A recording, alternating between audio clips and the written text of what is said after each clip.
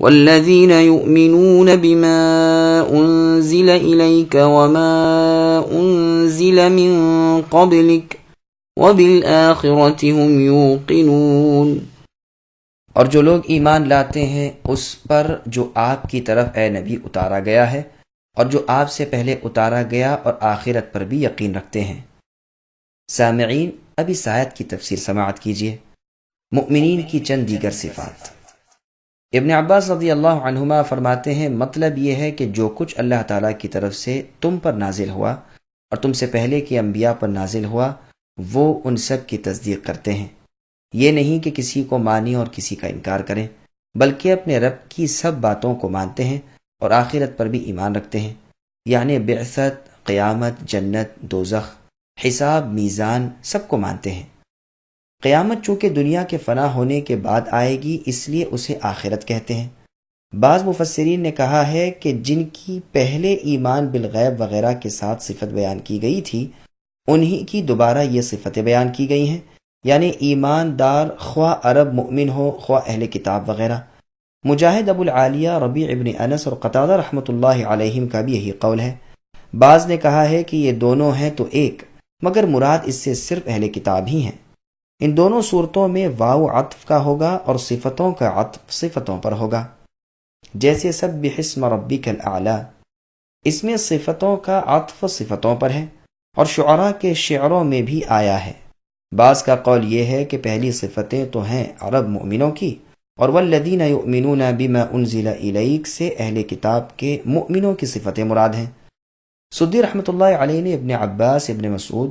اور بعض دیگر صحابہ رضوان اللہ علیہم سے نقل کیا ہے، اور ابن جریر رحمۃ اللہ علیہ نے بھی اسی کو پسند کیا ہے، اور اس کی شہادت میں یہ آیت لائے ہیں، وَإِنَّ مِنْ أَهْلِ الْكِتَابِ لَمَنْ يُؤْمِنُ بِاللَّهِ إِلَى آخر الآیہ، یعنی اہل کتاب میں ایسے لوگ بھی ہیں جو اللہ تعالیٰ پر اور اللہ کی نازل کردہ وحی پر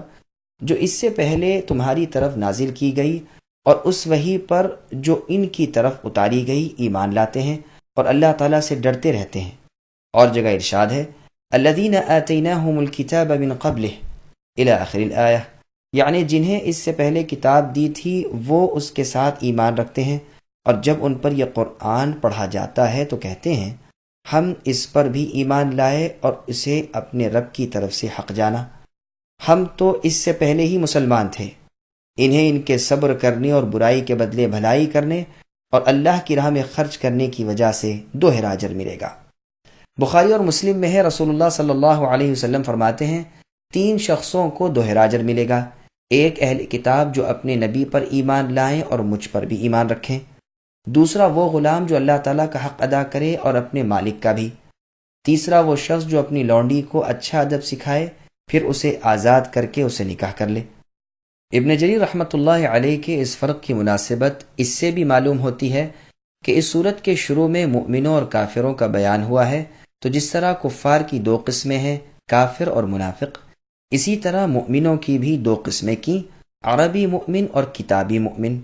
میں کہتا ہوں ظاہر یہ ہے کہ مجاہد رحمۃ اللہ علیہ کا یہ قول ٹھیک ہے کہ سورہ بقرہ کی پہلی 4 آیات مؤمنوں کے اوصاف کے بارے میں ہیں، اور ان کے بعد کی 13 آیات منافقوں کے حق میں ہیں، عربی ہو یا عجمی، کتابی ہو یا غیر کتابی ہو، انسانوں میں سے ہو یا جنات میں سے، اس لیے کہ ان میں سے ہر ایک وصف دوسرے کو لازم اور شرط ہے، ایک بغیر دوسرے کے نہیں ہو سکتا۔ غیب پر ایمان لانا، نماز قائم کرنا اور زکوٰۃ دینا اس وقت تک صحیح نہیں جب تک کہ رسول صلی اللہ علیہ وسلم پر اور سابقہ انبیاء پر جو کتابیں اتری ہیں ان پر ایمان نہ ہو، اور ساتھ ہی آخرت کا یقین کامل نہ ہو۔ جس طرح پہلی 3 چیزیں بغیر پچھلی 3 چیزوں کے غیر معتبر ہیں، اسی طرح پچھلی تینوں بغیر پہلی تینوں کے صحیح نہیں۔ اسی لیے ایمان والوں کو حکم الہی ہے یا ایھا الذین آمنوا آمنوا باللہ ورسولہ والکتاب الی آخر الآیہ،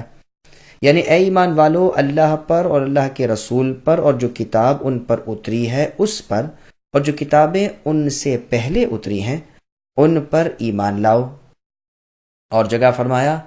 وَلَا تُجَادِلُوا أَهْلَ الْكِتَابِ إِلَّا بِالَّتِي هِيَ أَحْسَنُ إِلَى آخر الآیہ، یعنی اہل کتاب سے جھگڑنے میں بہترین طریقہ اختیار کرو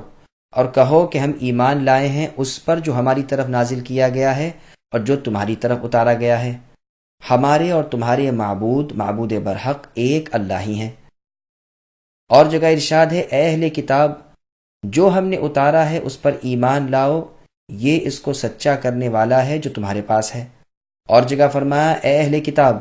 تم کسی چیز پر نہیں ہو جب تک کہ تورات اور انجیل کو جو کچھ تمہاری طرف تمہارے رب کی جانب سے اتارا گیا ہے قائم نہ رکھو۔ ایک اور جگہ تمام ایمان والوں کی طرف سے خبر دیتے ہوئے قرآن کریم نے فرمایا، آمن الرسول بما انزل الیہ من ربہ الی آخر الآیہ،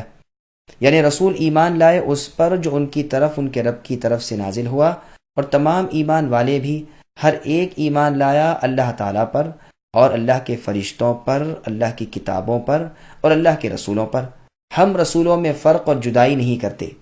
اسی طرح ارشاد ہوتا ہے کہ جو لوگ اللہ پر اور اللہ کے رسولوں پر ایمان لاتے ہیں اور رسولوں میں سے کسی میں تفریق نہیں کرتے، اس مضمون کی اور بھی بہت سی آیات ہیں جن میں تمام ایمان والوں کو اللہ تعالیٰ پر اور اللہ کے تمام رسولوں پر اور سب کتابوں پر ایمان لانے کا ذکر کیا گیا ہے۔ یہ اور بات ہے کہ اہل کتاب کے ایمانداروں میں ایک خاص خصوصیت ہے، کیونکہ ان کا ایمان اپنے ہاں کی کتابوں پر تفصیل کے ساتھ ہوتا ہے، اور پھر جب نبی صلی اللہ علیہ وسلم کے ہاتھ پر وہ اسلام قبول کرتے ہیں تو قرآن کریم پر بھی تفصیل کے ساتھ ایمان لاتے ہیں،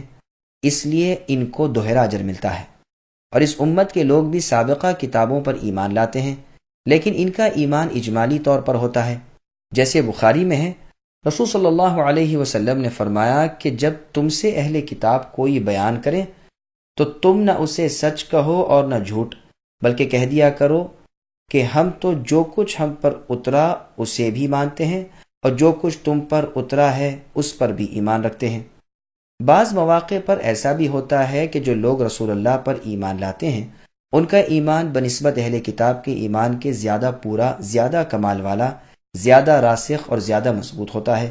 اس حیثیت سے ممکن ہے کہ انہیں اہل کتاب سے بھی زیادہ اجر ملے، گو وہ بسبب اپنے پیغمبر اور پیغمبر آخر الزمان محمد صلی اللہ علیہ وسلم پر ایمان لانے کے دوہرا اجر پائے ہوئے ہوں، لیکن یہ لوگ بسبب کمال ایمان کے اجر میں ان سے بھی بڑھ جاتے ہیں۔ واللہ اعلم۔